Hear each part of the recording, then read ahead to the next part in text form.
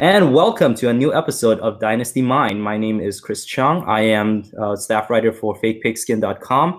This is my series, Dynasty Mind, where people can learn more about the game of football, become a better Dynasty player.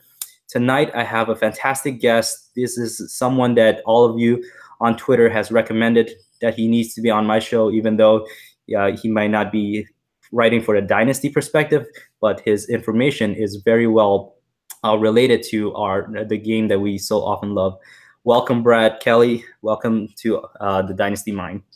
Yeah, thank you for having me on, Chris. I'm excited to get started and talk a little bit about receivers and what we have going on. Awesome. So you are a staff writer for CoverOne.net, and you are going to be releasing a draft guide that's focused solely on one position. Tell us a little bit about your background and how you came about deciding to start writing a draft guide that's focused on just wide receivers. As far as my background goes, I started to play football at age 7 at the time. It was the youngest age that you could start. I didn't miss a year, played all the years of Pop Warner, 4 years of high school football, 4 years of college football, and then got right into coaching. So the last 2 years I've been coaching at the high school level. In high school and college, I played wide receiver and tight end. And then when I got into coaching, I started to coach the wide receivers. So basically, it's kind of been the position that I've been focusing on the last 10 years. Got into writing, scouting, all that type of stuff while I was in college, but really kind of took off in the last year or so. So that's kind of where I was. I had this idea for the guide, basically just looking around and seeing some unique publications that were being done. I've seen some guys do fantasy centric ones. Matt Waldman doing his RSP series. Guys doing team specific draft guides. So I figured wide receivers position. I think that I know the best out of all the positions on the field. Why not do one specifically focused on them? I was already doing scouting reports. I was already doing the scouting and the grading. I went down to Mobile to scout the receivers. My entire notebook. I don't have notes on any other player from the Senior Bowl, just the wide receivers. So I kind of just had the idea to do that. Figured it could be a good way to really get my knowledge out there, get as much information out there as I could, and I started to do it right away. So that's where we are at the moment. Nice, that's awesome. And to come forward with a background of football, I think you understand a lot of the schemes, the plays, all of that, and all those insight. I'm actually very glad there's someone who is willing to step in and look into the different wide receivers, because that's one of the positions that we often have a difficult time evaluating. And just a little question that's outside of our topic here, but I'm going to ask you, why do you think it is so difficult to properly evaluate a wide receiver for a regular person like me who wants to understand college coming into the NFL? I think part of that is evaluators and scouts are always going to see different things. And what I mean by that is a guy like me is I grade and I evaluate based on what I expect out of the high school kids that I coach, in the sense that I want them to be all around players. I want them to be able to run deep routes, intermediate routes, short game, run with the ball, block, play special teams. I'm expecting everything out of them. Have good hands, strong hands, good ball skills, body control, et cetera, et cetera. Whereas a scout for an NFL team, they know specifically what they're looking for in their system, what their coaching staff expects from a receiver. They're looking, I think, a little bit more for niche players at the moment who can develop other traits, but guys who fit their system and fit a need, whereas evaluators are looking for kind of the all-around aspects. I think, and part of the reason that so many receivers have been missing, to their potential, is because they're drafting for niche and they're drafting for need, whereas maybe a little bit more well-rounded guy, like a guy like Cooper Kupp, can kind of do it all, can come in and produce right away. Maybe not be as dynamic as some of the first round guys, but be a producer at a consistent level for longer periods of time. So I think that's where the scouts and evaluators are kind of differing, and that's why so many early round talents and big athletic types aren't necessarily hitting nowadays. Wow, you bring in a fantastic point, and I think it's a point that we often miss for those who consider wide receivers to be kind of treat them like equal across the board. They say, this wide receiver can't run a full route treat, or this wide receiver doesn't have the athleticism, and we just ding them for things that may not be their strength, but that doesn't mean that they can't succeed on the NFL level. So I'm excited to hear more and find out more from your draft guide. So this is your first edition, as you mentioned before the show. You mentioned to me this is your first edition. Talk about what makes your guide so unique. Well, yeah, it's position specific, which I think is pretty unique because a lot of draft guides will cover every player. But I want to go a little bit more in depth on one position.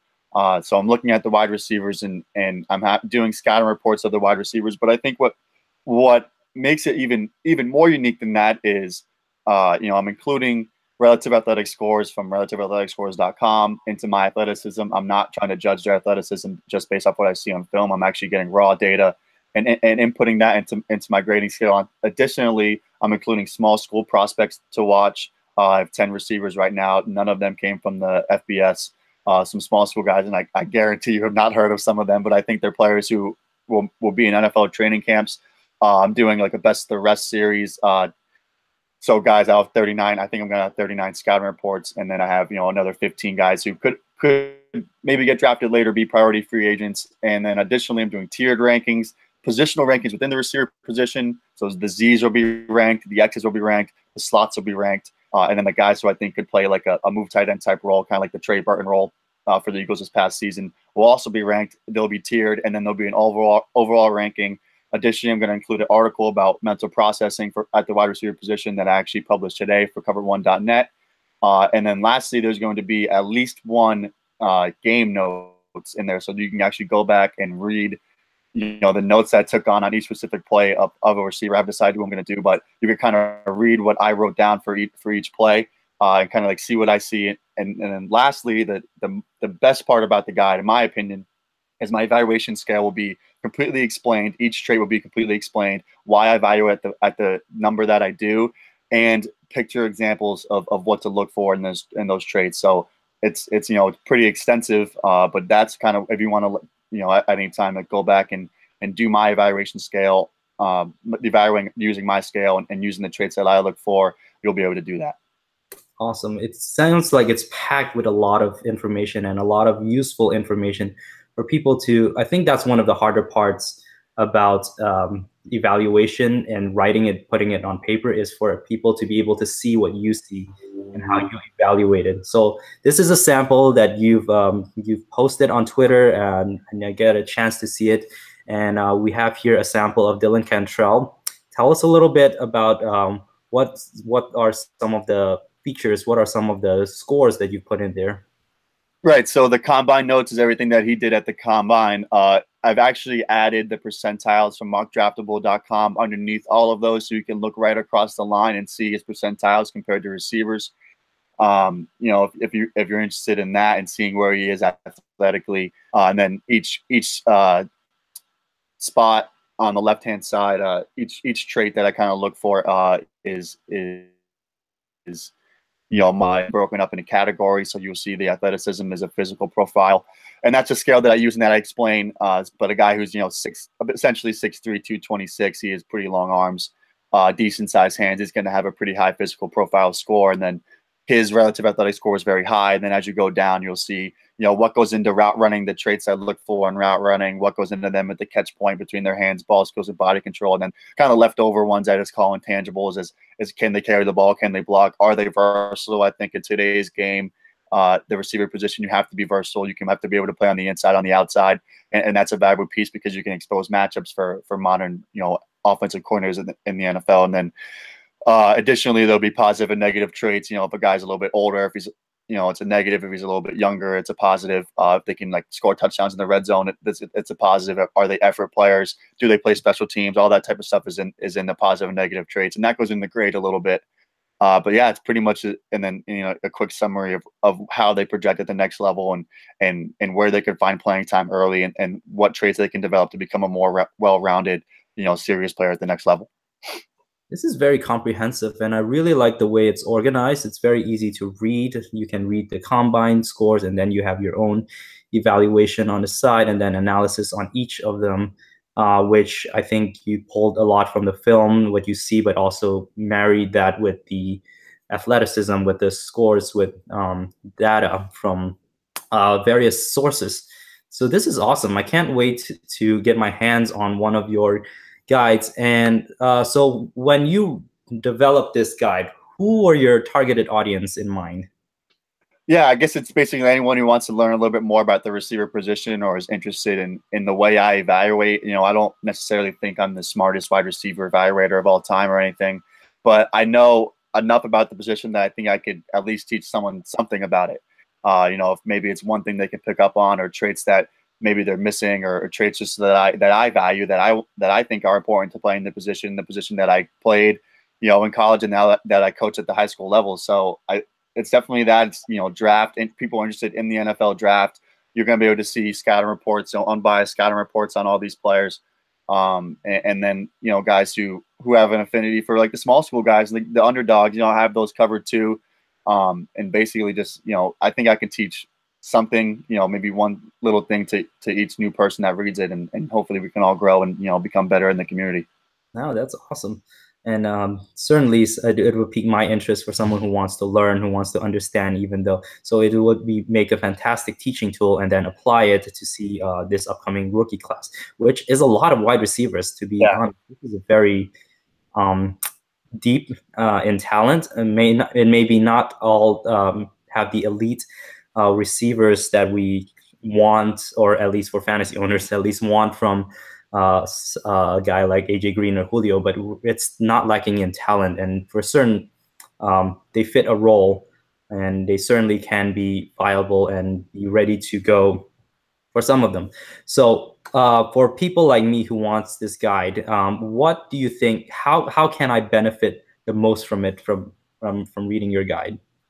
I think definitely just the part where I'm going to have the game notes, and being able to see what I see and what I value, and like I said, I don't necessarily think I have the best scale ever to evaluate the receiver position, but I think being able to see, and the notes that I take, and maybe you on that play that I saw something that somebody else didn't see, and likewise they're probably seeing something I'm not seeing, and it's kind of growing, and being able to see what everybody sees, and understand what everybody is seeing, and how to value that at the position, and what to value at the position. And maybe my scale gets altered next year. I'm sure it will, as most positions do, as most scales do. It will have a little bit of a change going.